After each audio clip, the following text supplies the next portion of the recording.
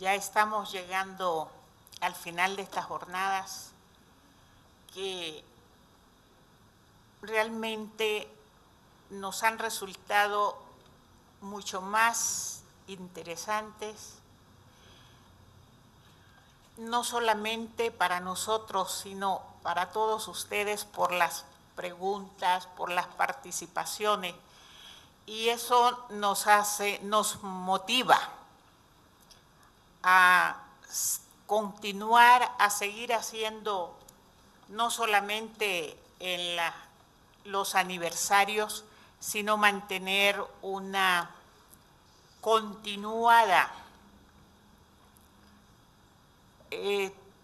comunicación o conferencias de cualquier manera, de cualquier forma que la queramos llamar, para mantener no solamente con ustedes, sino con el pueblo mexicano viva la imagen, la memoria, su pensamiento y su lucha del general Emiliano Zapata. Aquí se han dicho muchas cosas muy interesantes. Hemos hablado, lo han dicho los conferencistas, que Zapata fue el principal líder de la Revolución Social Mexicana. Sigue siendo vigente todavía y de mucha profundidad su pensamiento, su proyecto, pero sobre todo el valor de sus principios. Creo que todos nos preguntamos qué nos pasó, qué pasó con nuestra revolución, qué pasó con el movimiento, qué pasó con la lucha. Pero pocas veces nos preguntamos, creo yo, ¿qué pasó con nuestros valores? ¿Qué pasó con nuestros principios? ¿En qué trayecto del camino nos perdimos? No solamente como revolucionarios. ¿En qué trayecto del camino nos perdimos como sociedad? ¿En qué trayecto del camino dejamos todo aquello, todos aquellos valores, aquellos principios que muchos de ellos veníamos trayendo, practicando desde nuestros ancestros, desde mucho antes de la llegada de los españoles a América? Pero dejamos de transmitir valores, caímos en lo que las grandes transnacionales han querido que cayera el pueblo mexicano, en la sociedad de consumo, en el valor del mercado. Y difícilmente ahora podemos retomar todos esos valores en los cuales nos formaron nuestros padres.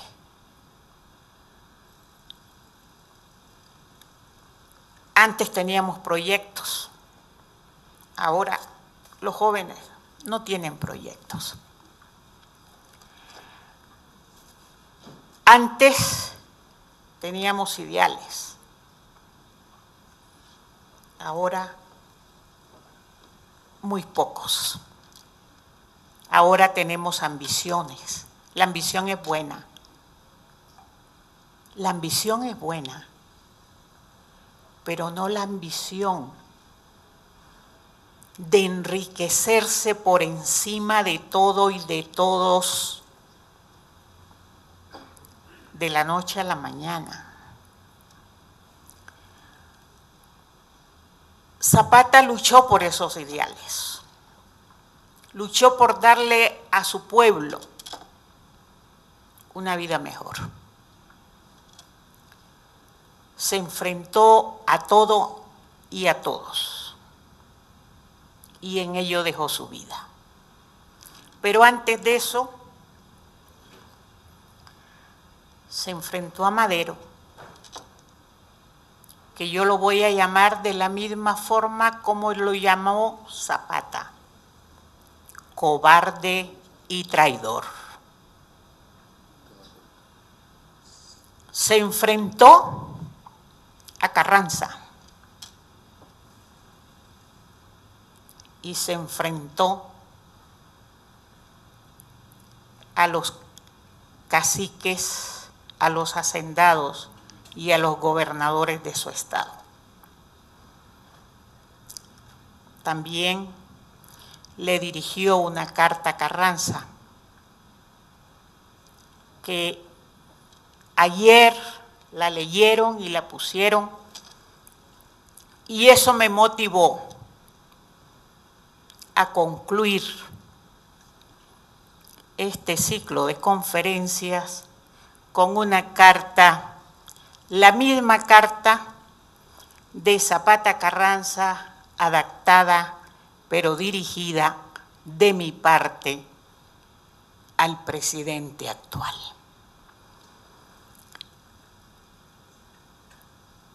No sé si está muy fuerte,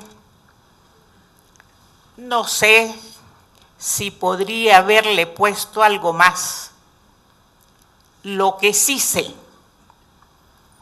que es lo que pienso y lo que siento. Lo que a lo mejor, tratando de interpretar a Zapata y por la carta que le había enviado a Carranza, estaría firmando esta misma carta. Y me emociona, no porque sea mi abuelo, me emociona porque hombres como esos siempre emocionarán en su recuerdo, porque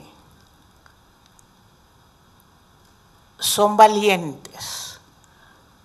Había un poema, ustedes saben, yo viví mucho tiempo en Nicaragua, participé en Nicaragua en la revolución sandinista, y ese pueblo está lleno de heroísmos también, y de poetas y de escritores.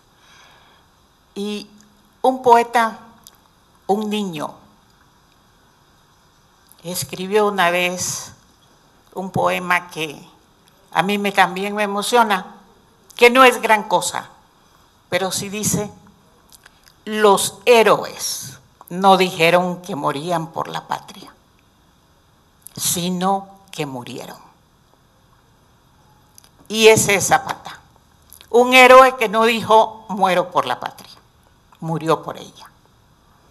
Entonces yo voy a leer esta misiva que de alguna manera, bueno, la vamos a publicar, y es lo que siento, lo que pienso, y seguramente Zapata estaría enviando esta misma carta. Dice: carta abierta al ciudadano Felipe Calderón. Honorable Congreso de la Unión, Distrito Federal, agosto 9 de 2011. Como ciudadana que soy, como mujer poseedora del derecho de pensar y hablar alto, como abogada, conocedora de las necesidades del pueblo humilde al que pertenezco, como revolucionaria y líder política, que en tal virtud y por eso mismo he tenido oportunidad de reconocer las reconditeces del alma nacional y he aprendido a escudriñar en sus intimidades y conozco de sus amarguras y de sus esperanzas, con el derecho que me da mi rebeldía de toda una vida. voy a dirigirme a usted, ciudadano Calderón, por primera vez y última. No hablo al presidente de la República, a quien no conozco, ni al político del que desconfío. Hablo al mexicano, al hombre de sentimiento y de razón, a quien creo imposible no conmuevan alguna vez, aunque sea un instante, las angustias de las madres, los sufrimientos de los huérfanos, las inquietudes y las congojas de la patria. Voy a decir verdades amargas, pero nada expresaré a usted que no sea cierto, justo y honradamente dicho.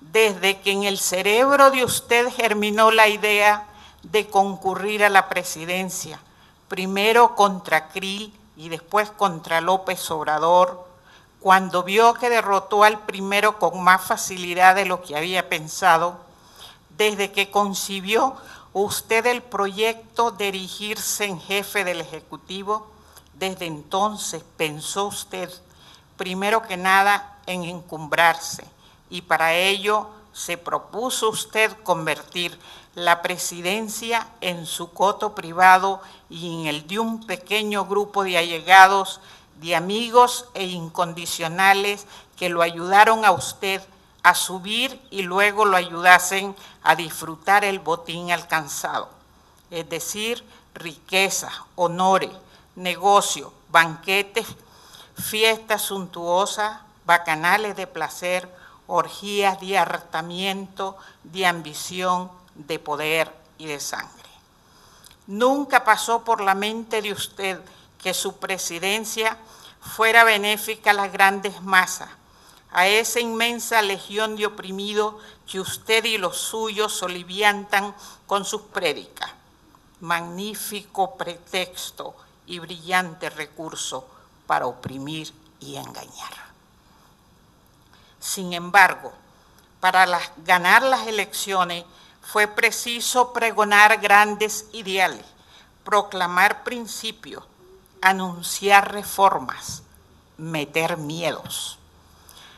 Para poder evitar que la conmoción popular, peligrosa arma de dos filos, se volviese en contra el que la utiliza y la esgrimía, para impedir que el pueblo se hiciera justicia por sí mismo, hirió la creación de un régimen autoritario al que camufló detrás de la guerra contra el narcotráfico.